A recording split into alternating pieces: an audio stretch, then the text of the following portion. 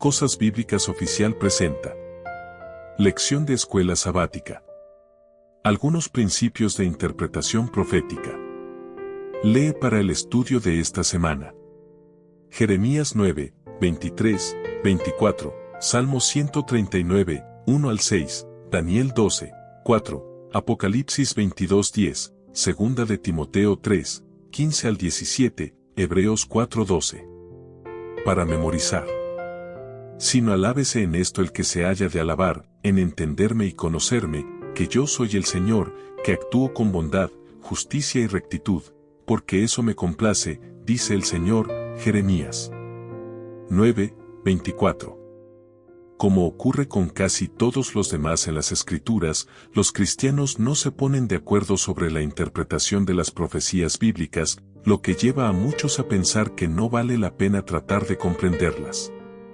Después de todo, si los cristianos luchan entre sí acerca de cada jota y tilde de las profecías, ¿qué validez puede haber en ellas? Por desgracia, incluso muchos creyentes consideran que algunos libros de la Biblia, como el Apocalipsis, son incomprensibles y los evitan, pensando que estudiar la profecía provoca más problemas que los que resuelve. No siempre fue así. Durante los primeros 18 siglos de la historia cristiana, la mayoría de los cristianos se sentían muy cómodos con la profecía bíblica y había un sorprendente nivel de acuerdo acerca de cuáles eran sus mensajes clave. Así es como Dios quería que fuera. Les ruego, hermanos, por el nombre de nuestro Señor Jesucristo, que hablen todos una misma cosa y que no haya entre ustedes divisiones. Antes, estén perfectamente unidos en una misma mente y un mismo parecer. Primera de Corintios 1, 10. Esta semana exploraremos algunos principios que permiten una comprensión coherente y fiable de la profesión. Lección del domingo. El que lee, entienda. Entra en cualquier librería cristiana y observa los títulos de la sección de profecía bíblica. Rápidamente descubrirás que hay una variedad alucinante de opiniones e interpretaciones, lo que tienta a pensar que nadie puede entender documentos como el Apocalipsis. Por ejemplo, un autor dice que el anticristo no es más que una metáfora, otro opina que aparecerá en el futuro, y aún otro, que era una referencia a algo o alguien que existió en los días del Imperio Romano. Como dijo cierto predicador, la Biblia se parece a un instrumento musical con el que cada cual interpreta la melodía que se le antoja. Sin embargo, la Biblia no sugiere eso, sino que nos invita a leerla dando por sentado que Dios no habla en vano y que podemos comprender lo que dice en su palabra. Lee Mateo 24, 15, Apocalipsis 1, 3, Mateo 11, 25, y Jeremías 9, 23 y 24. ¿Qué sugieren estos textos sobre la intención de Dios de darse a conocer y ser comprendido por nosotros? Muchas universidades ofrecen cursos sobre la Biblia como literatura. Puede resultar asombroso para un creyente asistir a conferencias en las que los disertantes abordan la Biblia como lo harían con la mitología pagana. La idea de ese enfoque es que puede haber un núcleo de verdad moral en las historias bíblicas, pero no algo a lo que uno deba ajustar su conducta. Para esos disertantes, la idea de que la escritura haya sido inspirada por Dios es ridícula. En consecuencia, leen la Biblia, pero no oyen la voz de Dios que habla en sus páginas. Otros llegan a conclusiones claramente contrarias al mensaje de las Escrituras. Sin estar rendidos al Señor y sin un corazón dispuesto a aprender la verdad, quienes leen la Biblia probablemente no solo serán incapaces de percibir su mensaje, sino también malinterpretarán el carácter amoroso y santo de Dios revelado en sus páginas. Leer la Biblia sin las herramientas adecuadas o, más importante aún, sin la actitud correcta bajo la conducción del Espíritu Santo puede resultar perjudicial. Alguien que no era conocido por su religiosidad estaba en cierta ocasión leyendo la Biblia. Cuando le preguntaron con sorpresa qué hacía, respondió: busco errores. ¿Por qué es esa una actitud equivocada al leer la palabra de Dios? Lección de lunes. Dios es comprensible. Nada es tan frustrante como tener que comunicarse urgentemente en el extranjero, quizás en un centro médico o en una farmacia, sin dominar el idioma local. Sabes que tienes que decir, pero careces del vocabulario adecuado para decirlo. El problema de Dios para comunicarse con nosotros es otro. Como es más alto el cielo que la tierra, así son mis caminos más altos que sus caminos, y mis pensamientos más que sus pensamientos. Isaías 55, 9. El problema no es que Dios carezca del vocabulario necesario para comunicarse con nosotros, sino que nosotros carecemos del vocabulario y la capacidad intelectual necesaria para comprenderlo plenamente. ¿Qué sugieren los siguientes pasajes sobre el entendimiento o inteligencia de Dios en comparación con los nuestros? Salmo 139, 1 al 6. Salmo 147, 5. Romanos 11, 33. Primera de Juan 3, 20. Nunca entenderemos plenamente la mente de Dios, pues Él es infinito y omnisciente. En verdad, ni siquiera podemos entender todo acerca de la creación. ¿Cómo podríamos entonces entender completamente al Creador? Aunque nunca entenderemos todo, podemos comprender lo necesario para nuestra salvación, ver 2 de Timoteo 3, 14, 15. Cuando los apóstoles explicaban el Evangelio a sus audiencias, se referían con frecuencia a la profecía cumplida, de lo que podemos deducir que uno de los propósitos clave de la profecía es ilustrar el plan de salvación. De hecho, y en última instancia, la profecía bíblica debe conducirnos, de un modo u otro, a Jesús, ya la promesa de salvación que Él ofrece a toda la humanidad. El Señor, por quien fueron creadas todas las cosas, ver Colosenses 1, 16, Juan 1, 1 al 3, descendió a esta tierra y se ofreció como sacrificio en la cruz por los pecados de todos los seres humanos. Dios nos ama a todos por igual y desea que conozcamos lo que nos ofrece en Jesús. La profecía puede hacer precisamente eso, dar a conocer su amoroso plan de salvación a favor de la humanidad. Aunque hay mucho que no sabemos, ¿por qué es crucial enfocarnos en lo que sí conocemos y actuar en consecuencia en lugar de obsesionarnos por entender lo que no comprendemos? Lección del martes. Daniel, cierra las palabras. Lee Daniel 12, 4. ¿Qué orden dio el Señor a Daniel? Comparar con Apocalipsis 22, 10. No es raro oír a predicadores citar Daniel 12, 4 como predicción del auge del conocimiento tecnológico y científico justo antes del advenimiento de Cristo. Otros también lo utilizan para describir los avances en los viajes durante el último siglo. Muchos de los libros de nuestra confesión religiosa han adoptado este enfoque. Aunque pueden parecer interpretaciones razonables, el texto en cuestión apunta a otro significado. Lee nuevamente el pasaje. La instrucción del ángel a Daniel comienza con la orden, cierra las palabras y sella el libro. El tema al que se refiere el texto es el propio libro de Daniel. ¿Podría, entonces, ese conocimiento que aumentaría repentinamente al final del tiempo se referiría a la comprensión del libro de Daniel?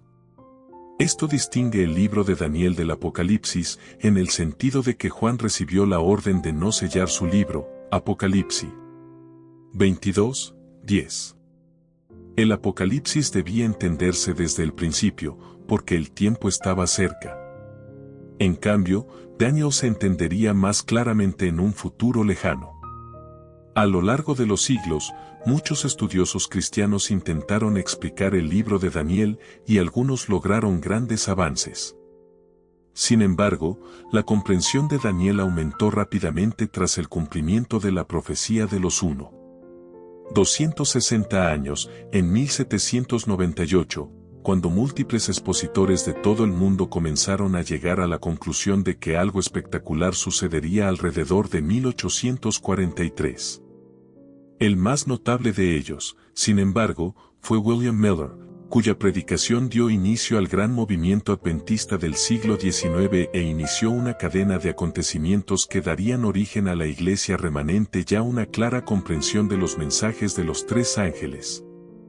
En otras palabras, el nacimiento de nuestro movimiento mundial es un cumplimiento de la predicción de Daniel de que el conocimiento aumentaría en el tiempo del fin. En contraste, y sin juzgar la salvación de las personas, piensa en la oscuridad en que se encuentra gran parte de la cristiandad en cuanto a su comprensión de la Biblia. Algo tan básico como el séptimo día, sábado, establecido en el Edén es ignorado, incluso descartado, a favor del domingo, un día originado en el paganismo romano. O pensemos en la absoluta ignorancia acerca de lo que la Biblia en verdad enseña sobre la muerte, ya que la mayoría de los cristianos cree en la idea pagana de que existe un alma que abandona el cuerpo en ocasión de la muerte y que pasa inmediatamente a otra esfera de existencia, lo que para algunos significa también el tormento eterno en un infierno ardiente. En contraste con ello, los adventistas deberíamos estar muy agradecidos y ser humildes por el conocimiento que tenemos acerca de la verdad. Lección del miércoles. El estudio de la palabra. Los adventistas del séptimo día debemos mucho a William Miller por su comprensión de la profecía bíblica. Aunque dicha comprensión de pasajes clave, como Daniel 8:14, no era perfecta, su metodología fue importante pues allanó el camino para el nacimiento de nuestro movimiento remanente de los últimos días. Lee Mateo 5:18, Segunda de Timoteo 3:15 al 17, y Lucas 24:27. ¿Qué nos enseñan estos versículos sobre cómo debemos estudiar y comprender las profecías bíblicas? De cierto modo, estudiar la Biblia es como armar un gran rompecabezas. Si unimos solo 2 o 3 piezas, es casi imposible discernir la imagen completa. Tal vez esas pocas piezas tengan que ver con la imagen de un caballo, lo que podría llevar a la conclusión errónea de que el cuadro tiene que ver con esos animales.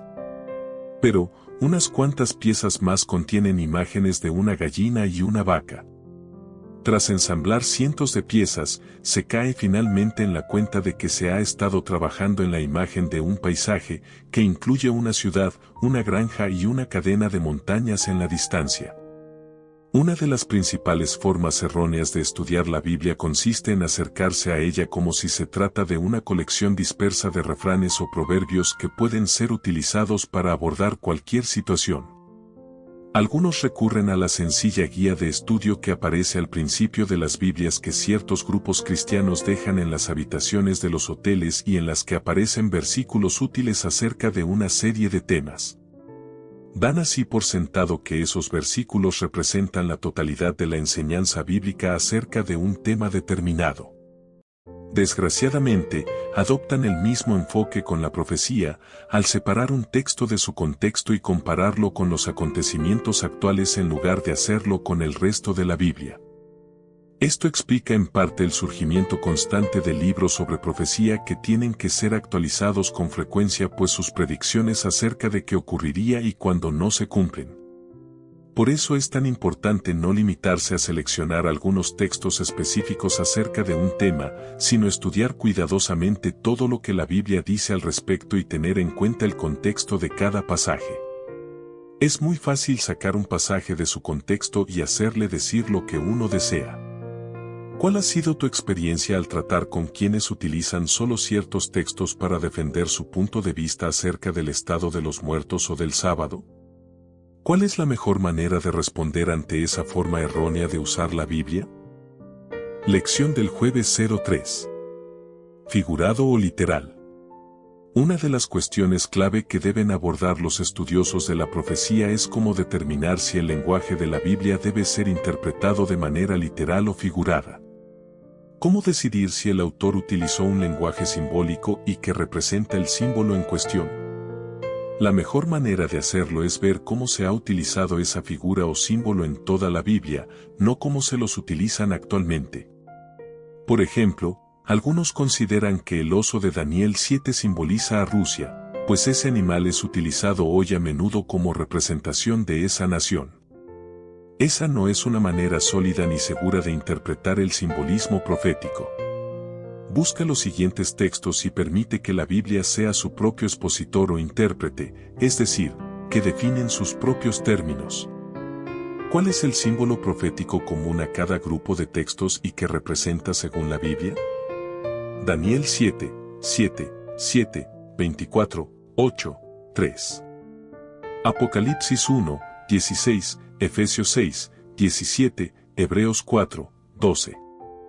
Apocalipsis 12, 1, 21, 2, Efesios 5, 31, 32, Jeremías 6, 2. La incertidumbre acerca del simbolismo profético desaparece cuando se permite que la Biblia defina sus propios términos.